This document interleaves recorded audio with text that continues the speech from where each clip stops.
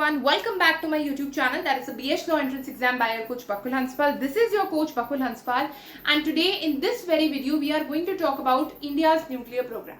अब जब भी हम इंडियाज न्यूक्लियर प्रोग्राम के बारे में बात करते हैं हम हमेशा काफी चीजें सुनते हैं, काफी कंट्रोवर्सीज सुनते हैं, all sorts of things. This video is going to be really relevant for you if you are preparing for any comparative exam, social science oriented comparative exam, right? Even if you are preparing for CLAT, ठीक है, or any law entrance exam, you're preparing for UPSC, SSC, banking, railway, it's very imperative because it's again a part of your static GK. Nuclear. अब जब भी nuclear के बारे में बात करते हैं in my previous videos also we have talked about JCPOA. मैंने एक वीडियो बना दी, मैं आई बटन पर डाल दूंगी. Apart from that we have also spoken about nuclear policy and everything in our defence वाली वीडियोस, डिफेंस वाली सीरीज जो हम चला रहे थे, जो अभी भी चल रही है. If you want that as well, I'm going to put that also on my YouTube channel वाला आई बटन, राइट? तो अगर हम बात करें इंडियाज न्यूक्लियर प्रोग्राम, हमारा बेसिकली 3 स्टेजेस का न्यूक्लियर प्रोग्राम है. तो दिस वीडियो में आपको सब कुछ पता चल जाएगा, राइट? आपको कोई और वीडियो या फिर कुछ और रेफर करने की जरूरत नहीं पड़ेगी. Everything that is requirement for your comparative exam, everything is written and whatever things are left I am going to explain over here, ठीक है? तो पहले हमारे पास 3 स्टेजेस होती हैं. 3 स्टेज रहे about India's nuclear program. It's a 3-staged nuclear program India का, and presently we are at the 2nd stage. ठीक है, फर्स्ट स्टेज कंप्लीट कर लिए, moving towards the 3rd one as well.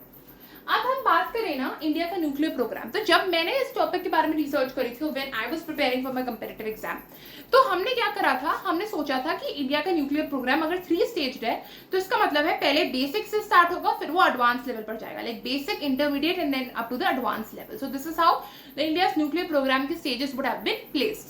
But when I researched a bit about it, because no coaching center or no one actually explains that what's the agenda of keeping the 3 stages of India's nuclear program or to be separate, and why there was a need to divide India's nuclear program into 3 separate stages. No one literally talks about it, right? तो मैंने सोचा कि आज मैं इसके बारे में आपको explain करती हूँ. The very first thing I'm going to explain is about you must know about missile. In the same way, this is fissile, right? Fissile and fertile. So fissile and fertile, these are 2 kinds of, I would say, arrangements where your electrons and neutrons are placed. ठीक है? और दूसरी चीज we are going to talk about uranium and thorium and uranium. तो जब India के बारे में बात करते हैं ना, जो थोरियम है काफी अच्छी मात्रा में मिलता है, whether it's monocyte sands of Kerala, whether it's parts of Odisha, Andhra Pradesh, Tamil Nadu, you are going to find thorium in sufficient quantities, right? That is the reason whenever we are talking about India's nuclear program, we usually emphasize over कि हमें thorium पर ज्यादा focus करना है. However, when we talk about uranium is something that we import. Uranium is something that we do not have in sufficient quantities there in our country, so it's usually imported, right? अगर आपको nuclear oriented कुछ बनाना है, because nuclear oriented कुछ बनाना होता है ना, तो 2 चीजें, थोरियम एंड यूरेनियम, दोनों चीजें बहुत इंपॉर्टेंट होती है, ठीक है? अब ये चीजें इंपोर्ट होती है तो मेजरली हम, क्योंकि हम आपको मेक इन इंडिया है और हमें आत्मनिर्भर भारत बनना है, वो सारे हमारे जो कैंपेन्स हैं उसको ध्यान में रखते हुए हम हमेशा थोरियम पे फोकस करते हैं कि हम थोरियम ज्यादा से ज्यादा यूज करें, क्योंकि हमारे इंडिया में मिलता है. अब understand this very thing, thorium is a fertile power and uranium is a fissile power. I hope everything is visible. अब फर्टाइल है और फिसाइल है, इसका मतलब क्या है? और इसी फर्टिलिटी और फिसाइलिटी पर बेस्ड है हमारा इंडिया का न्यूक्लियर प्रोग्राम की 3 स्टेजेस. देखिए, सबसे पहले हम बात करते हैं फर्टाइल. फर्टाइल का मतलब क्या होता है? चलिए फिसाइल के बारे में बात करते हैं. जब आपके पास इतने सारे क्या है न्यूट्रॉन्स हैं फिसाइल में, तो एक चेन रिएक्शन से ये क्या हो जाता है, इनका ब्रेकअप हो जाता है, right? They just broke apart, और ब्रोक अपार्ट से ये क्या निकालते हैं, एनर्जी निकालते हैं, which is also your nuclear energy. ठीक है, तो ये होता है फिसाइल वाले केस में. फिसाइल में आपके सारे न्यूट्रॉन्स है, इलेक्ट्रॉन्स है, अगर कोई भी इनके साथ रिएक्शन हो तो ये एनर्जी को प्रोड्यूस कर देते हैं. ठीक है, दिस इज फिसाइल. क्या आराम से न्यूक्लियर एनर्जी आपकी निकल गई, बस एक इनके जो आपके लिंक्स है, एक लिंक टूटा और यहाँ पर आपका न्यूक्लियर एनर्जी रिलीज हो गया. This is fissile. तो आराम से अगर आपके पास फिसाइल पावर, आपकी कंट्री में यूरेनियम भरा पड़ा है, तो आप आराम से न्यूक्लियर एनर्जी बना सकते हो, बिकॉज एक लिंक तोड़ने पर आपका न्यूक्लियर एनर्जी निकल पा रहा है, right? However, when I talk about fertile, it is not the case in case of fertile energy. Fertile energy में क्या होता है, मान लो ये थोरियम है, इसको मैंने बहुत मैग्निफाइड व्यू दिखाया है, थोरियम है, ठीक है? ये थोरियम का आपका मैंने पूरा चेन बना दिया. अब उस चेन में जब थोरियम क्या हो सकता है इसका, अगर कोई लिंक टूटे तो इसका एनर्जी नहीं निकल सकती. No energy would be produced if we just break the link apart, right. However, if we add one neutron to it, it directly becomes a fissile energy.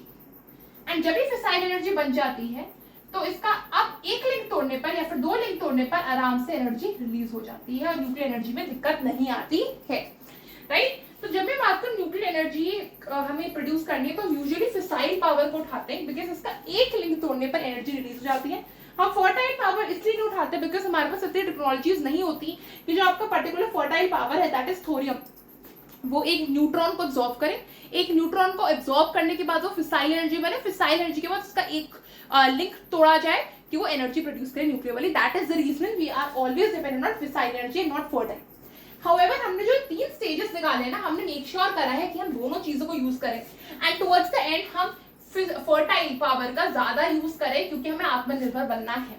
इतनी ग्लोबल अनसर्टेनिटीज हो रही हैं, आपका स्टेट ऑफ हॉर्मोज को बंद कर दिया गया है बाय द इरानियन पार्लियामेंट, आपके हर जगह वॉर्स चल रही हैं. अब तो खैर सीज फायर हो गई but at the end of the day there is global uncertainty about everything, right. तो उन चीजों को ध्यान में रखते हुए हम बोलते हैं ना कि अगर स्टेट ऑफ हॉर्मोज बंद हो गए तो इंडिया को इतनी जरूरत नहीं थी वैसे भी स्टेट ऑफ हॉर्मोज को, क्योंकि आपको पता होगा हमारे नेचुरल गैस और पेट्रोलियम मिनिस्टर ने ऑलरेडी ये चीज बोल दी है, हरदीप पुरी जी ने, कि हमने अपनी नीड्स को डाइवर्सिफाई करके रखा हुआ है. तो हमारा हर जगह से आ रहा है. इनफैक्ट मैं अंडमान सी में भी बहुत रिसेंटली अंडमान सी में भी हमें अब ट्रेसेस मिले हैं कि हम ऑयल को निकाल सकते हैं, जैसे हमें कृष्णा कावेरी के पास से मिला था. फाइन, अलग सेगमेंट है उसके बारे में अलग से बात करेंगे, but this is how fissile and fertile वाली चीजें बेसिकली वर्क्स. फाइन. अब दूसरे अगर हम बात करते हैं हमारे इसके बारे में, इंडिया के न्यूक्लियर पावर के बारे में, तो आप इधर देखोगे कि मैंने बहुत सारी इक्वेशंस लिख दी हैं जो आपको, अगर आप साइंस स्टूडेंट नहीं हो तो आपको दिखने में लग रही होंगी पैनिकिंग, बट डोंट वरी, ये इक्वेशंस मैंने ऐसे लिख दी हैं. बट आप ऐसे मत लिखना एग्जाम में, you don't need to write such equations in your exam. You just need to write inputs हमारे क्या है, U238 एंड U235, एंड हमारा जो फाइनल प्रोडक्ट है you just write it's plutonium 239. अब ये क्या है, 239, 235 या फिर 238, these are isotopes. Isotopes are variants. आपने अपनी क्लास 10th की बुक में पढ़ा होगा, may B I think 9th की बुक में आइसोटोप्स के बारे में, आइसोबार्स के बारे में, कार्बन पर हम ज्यादा फोकस करते थे अगर आपको कुछ याद आ रहा हो 10th का. तो ये वेरिएंट्स है यार. यूरेनियम का U238, यूरेनियम का 235 एंड प्लूटोनियम का 239. ठीक है. Plutonium is also fissile. ठीक है, जैसे यूरेनियम, मेजरली यूरेनियम पर ही फोकस करा जाता है, इसकी तो कम ही क्वांटिटी चाहिए. अब देखो हमारा न्यूक्लियर प्रोग्राम ऐसा डिजाइन है कि हम शुरुआत में, ध्यान से सुनना, शुरुआत में बहुत सारा फिसाइल इकट्ठा कर लें, बहुत सारा फिसाइल इकट्ठा कर लें एंड बाद में हम सिर्फ फर्टाइल पर फोकस करें. मैं दोबारा रिपीट कर रही हूँ, हम शुरुआत में इतना फिसाइल को इकट्ठा कर लें, इतना फिसाइल को इकट्ठा कर लें कि जब हमारे फर्टाइल को एक्स्ट्रा न्यूट्रॉन्स चाहिए हो फिसाइल बनने के लिए तो और कोई दिक्कत ना हो. तो हम शुरुआत में फिसाइल पर फोकस करते हैं बट हम इवेंचुअली फर्टाइल पर मूव हो जाते हैं. This is how our nuclear program is design. हम कोशिश करते हैं ज्यादा से ज्यादा फिसाइल मिले ताकि over a period of time कोई ग्लोबल अनसर्टेनिटी हो तो हम अपने फिसाइल को स्टोर करके रख लें और उसका एक न्यूट्रॉन हम अपने फर्टाइल पावर यानी थोरियम को दे पाए और जो थोरियम हमारा फिसाइल एनर्जी बन जाए ताकि उसका एक लिंक तोड़कर हम न्यूक्लियर एनर्जी को प्रोड्यूस करें. आपको समझ में आ गया होगा मैं क्या बोलना चाह रही हूँ. अब आ जाइए पहले स्टेज पर. पहला स्टेज है pressurized heavy water reactor, PHWR. Pressurized heavy water reactor is the very first stage. Next is fast breeder reactor, FBR, and the last one is advanced heavy water reactor. Remember this: PHWR, FBR, and AHWR. These are the 3 main stages. Now, what we need to actually make note of is pressurized heavy water reactor में we are using an isotope of uranium with another isotope of uranium to produce plutonium 239. And this plutonium 239 would be eventually used in the second stage. इसलिए मैंने 2 लिखा है brackets में. That is fast breeder reactor. अब ये जो output मेरा है प्लूटोनियम 239 वो हम इक्वेशंस में यूज कर रहे हैं फास्ट ब्रीडर रिएक्टर में ऐसा प्रोडक्ट यूरेनियम 233 का आइसोटोप प्रोड्यूस करने के लिए जो इवेंचुअली जैसे आप देख सकते हैं 3 लिखा ब्रैकेट में थर्ड स्टेज में यूज करें that is advance heavy water reactor जो हमने यूज करके भी रखा हुआ है. समझ में आया आपको? हाँ जी.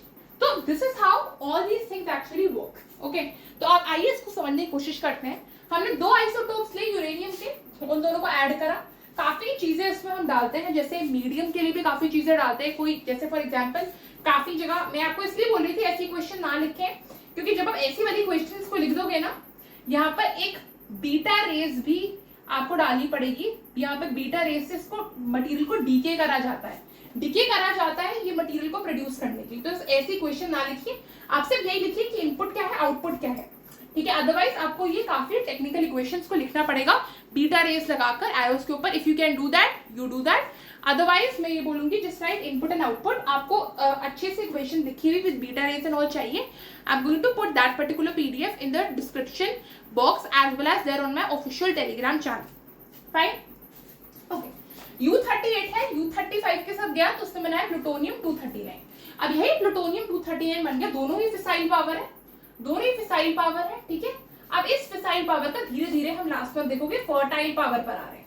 अब फिसाइल हमने ले लिया, अब फिसाइल को क्या करा, अब हमारे सेकंड स्टेज पर। Remember, pressurized heavy water reactor के प्रेजेंट हमारे पास 18 न्यूक्लियर प्लांट्स है कंट्री में, 18, it's a very big number. And अब हम सेकंड स्टेज पर आ गए हैं, तो हमारे पास इसका prototype, fast breeder nuclear reactor का प्रोटोटाइप एक हमारे पास बन चुका है already, which is in Kalpakkam, Tamil Nadu. It's a very important point, remember it, star mark कर लो, कहीं लिख लो, खोट के पी जाओ। प्रोटोटाइप, प्रोटोटाइप मैंने क्यों बोला, हमने वो हम बोलते हैं, फॉर एग्जांपल जो मैं बोलती हूँ ना कि मिलिट्री ने कुछ चीज बनाई, ठीक है।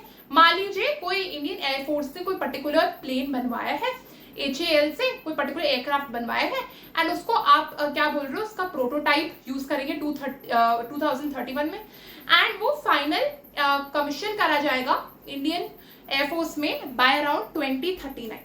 Prototype is an experimental version of anything which is used for testing and all. So इसका एक्सपेरिमेंटल वर्जन हमने कलपक्कम तमिलनाडु में बनाया है, जहां पर जो प्लूटोनियम 239 लाकर आप उसमें U238 मिक्स कर रहे थे। U238 मिक्स करके आपको ज्यादा प्लूटोनियम 239 मिल रहा था, या फिर प्लूटोनियम 239 लेकर आप उसको थोरियम 232 में मिक्स कर रहे थे इंडिया वाले, ताकि आप यूरेनियम U233 को ला सके। अभी दोनों ही इक्वेशंस वाले हैं, दोनों ही इक्वेशन से आपको सेम प्रोडक्ट मिलने वाला है, क्योंकि आप क्या कर रहे हो, आप एक इक्वेशन या फिर एक स्टेज से जो पर्टिकुलर चीजें आपको मिल रही हैं, आप उस इवेंचुअली उसको थर्ड स्टेज पर ले जा रहे हो, आप इवेंचुअली दूसरी स्टेज में उसको यूज कर रहे हो। तो अगर मैं पहली वाली स्टेज भी यूज करूं, ए वाली कि मैंने ज्यादा प्लूटोनियम 239 निकाल लिया, उसको मैं थर्ड स्टेज में यूज कर लूंगी, या फिर मैं अगर मान लो पहली वाली यूज ना भी करूं, तो मैं दूसरे वाले बी पार्ट में प्लूटोनियम 239 विद थोरियम 232 यूज करके यूरेनियम 233 अगर मैं प्रोड्यूस करूं, तो इसको भी मैं इवेंचुअली एक इक्वेशन में तो यूज कर ही रही हूं ना, जो मेरे को सेम प्रोडक्ट निकाल कर देगा, ठीक है। So this equation is over now, let's move on to the third one, that is advanced heavy water reactor, जहां पर हमने अभी तक ये पोजीशन अटेन नहीं करी है। यहाँ पर हमारे पास थोरियम 232 है, जो हमारे ऑफ इंडिया का ही है, प्लस प्लूटोनियम 239 जो हमने इधर से लिया है, it will give us uranium U233। मतलब यहाँ पर हम कंप्लीटली फिसाइल पावर निकाल पा रहे हैं, राइट, अपनी चेन रिएक्शन यहाँ से इसकी लिंक को तोड़ने के लिए, और इनफैक्ट न्यूक्लियर एनर्जी को प्रोड्यूस करने के लिए, ठीक है। सो हम यहाँ पर कंप्लीट फिसाइलिटी वाले आई वुड से स्टेज पर आ गए हैं। या फिर हम थोरियम 232 लें, उसमें यूरेनियम 233 मिक्स करें, जो हमने मान लो अगर बी पार्ट से क्वेश्चन लाए हैं, तो हमें ज्यादा मतलब मोर यूरेनियम 233 मिलेगा। दोनों ही चीजों से हमें सेम प्रोडक्ट मिल रहा है, U233, यूरेनियम का आइसोटोप है 233, वो वाला वेरिएंट हमें मिल रहा है, यहाँ से न्यूक्लियर एनर्जी को प्रोड्यूस कर पा रहे हैं। This is the very final stage. ऐसे ऐसे चीजें होती, तो हमारा मेजर आई वुड से मकसद क्या था, मकसद हमारा ये था कि हम कोशिश करें कि हम शुरुआत में इतना फिसाइल वाले मटीरियल से फिर इतनी फिसाइल एनर्जी को इकट्ठा कर ले, जैसे हमने यहाँ पर करी, जैसे प्लूटोनियम थोरियम यहाँ पर हमने करी, कि एंड में अगर मान लो कभी हमें दिक्कत हो जाए इंपोर्ट करने में प्लूटोनियम को, या फिर मान लो U233 को कंट्री में मान लो कोई दिक्कत आ जाए, किल्लत हो जाए, कुछ किसी पर्टिकुलर कंट्री में वॉर हो गई, या फिर स्ट्रेट्स बंद हो गए, या फिर रिलेशंस टूट गए, जिस कंट्री से हम यूरेनियम या फिर प्लूटोनियम को मंगा रहे थे, फिर प्राइसेस इतने हाई बन गए, स्टिल हमारे पास ये वाला तो स्टॉक बचा ही हुआ है ना करने के लिए। उसका भी हमें क्या चाहिए, एक ही तो न्यूट्रॉन चाहिए, एक न्यूट्रॉन जाकर ये थोरियम वाला फिसाइल बन जाएगा, और फिसाइल बनने के बाद इसका लिंक हम ब्रेक करके न्यूक्लियर एनर्जी को प्रोड्यूस कर देंगे। This how it actually works. मेरे को बहुत इंटरेस्टिंग लगा सुनकर एक्चुअली कि ये सब हुआ है। One more thing that you need to understand about static part is who was the father of India's nuclear program, if anyone has any idea.